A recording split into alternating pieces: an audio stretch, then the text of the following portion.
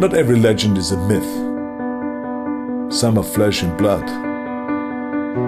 Some legends walk among us, but they aren't born, they're built. Legends are made from iron and sweat, mind and muscle, blood and vision, and victory. Legends are champions. They grow. They win. They conquer. There's a legend behind every legacy. There's a blueprint behind every legend. I'm Arnold Schwarzenegger. This is my blueprint.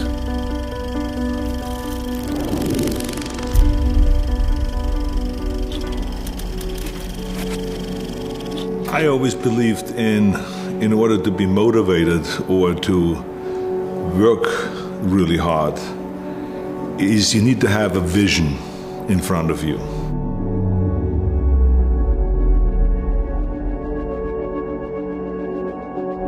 And somehow, after having seen the World Championships in weightlifting in Vienna and having seen Tommy Kono winning the Mr. Universe contest the next day, right there in the same event in 1961, and seeing all these muscles and strength and all this, it had a profound impact on me. And with the age of 15, I was now all determined that I'm gonna go into training and that I'm gonna go and take this seriously, that I want to be one of those guys. I started looking at heroes, muscular guys and heroic guys. And I picked up this magazine that had Reg Park on it. And it had basically him as Hercules on the cover. And by total coincidence, it had the whole blueprint of his life, of how he became Mr. Universe, the training routine. I mean, if I ever was lost about what to do in life, that is gone. I now have a direction. I realized then that I have a special ability that you cannot really, I think, train for. It's an ability of visualizing things very clearly, because I'm a visual learner. So I saw very clearly in front of me being up there on that podium in London, where Reg Park was, and seeing the hundreds of bodybuilders around and me elevated with the trophy in the hand and celebrating, and thousands of people out there screaming my name.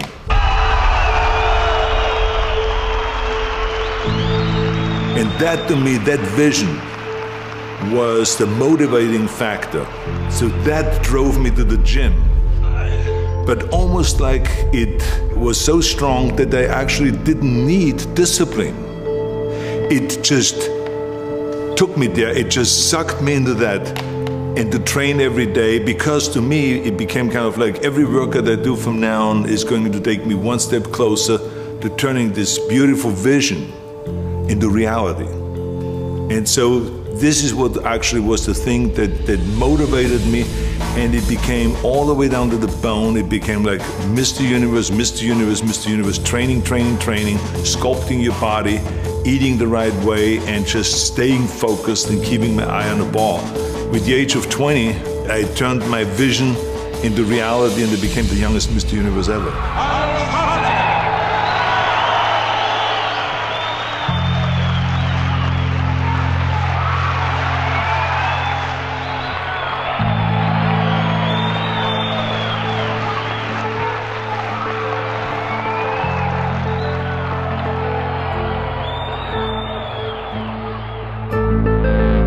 I felt that I was, without any doubt, the new hope in bodybuilding. I didn't feel that I have arrived yet of where I wanted to be. I felt like I was in the beginning of that, because being Mr. Universe is like winning the Golden Glove championships in boxing or winning the Olympics in boxing, but it is far away from being the best fighter. So I realized that very quickly, and I said to myself, I have to really earn that to get up there, and that it would take me still some time.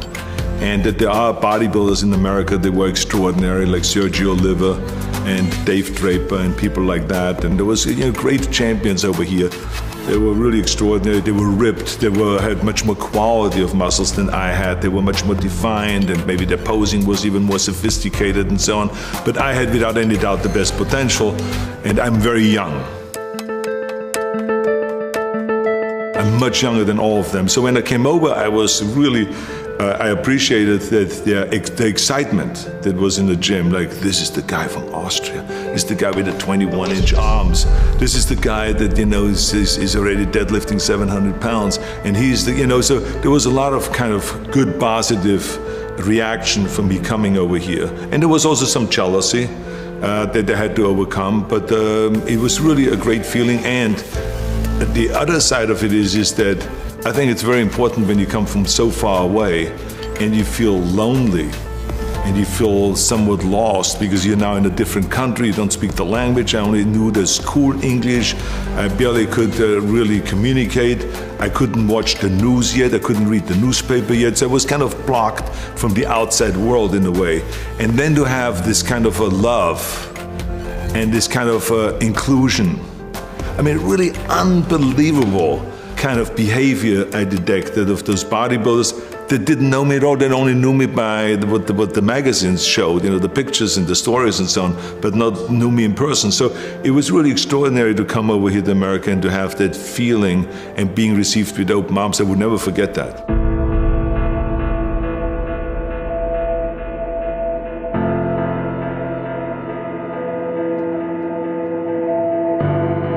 I would say that when it comes to size or anything like that, I didn't ever feel like I wanted more, but I wanted more of perfection. I never felt like that I reached my 100% of potential. And I think that everyone feels that way. I felt that I wanted to have bigger triceps than I had. I felt like I wanted to have 1 inch bigger thighs than I had. I felt that I wanted to get more definition in my abs than I've ever had. I felt that I wanted to build my lats even lower and tie it in more to the waist that I've worked on always. So there was certain things like that that I felt like that if I could have a clay, I could actually show to the world where I wanted to make the improvements. And then when it comes to the last few months of the competition, that you can then take that mass and chisel it down and work on the details. We would go and we would see our body fat reduce and reduce and reduce, and we would take photographs like fanatics. Franco would take pictures of me, I would take pictures of him, and we just would compare shots. And we can then see the improvement all the time.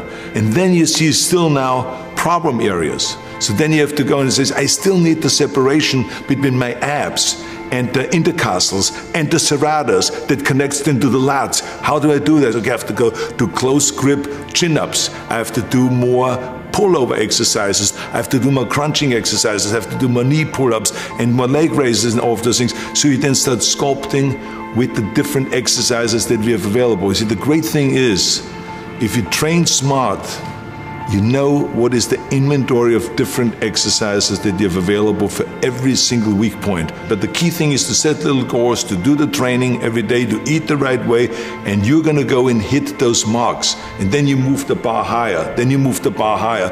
And that is what differentiates the winner from the loser. And you feel that with hard work, you can achieve the goals and you can become successful. And this is the great thing about bodybuilding, because if you get good in that and accomplish your goals, you know you can use the same principles for everything else in life.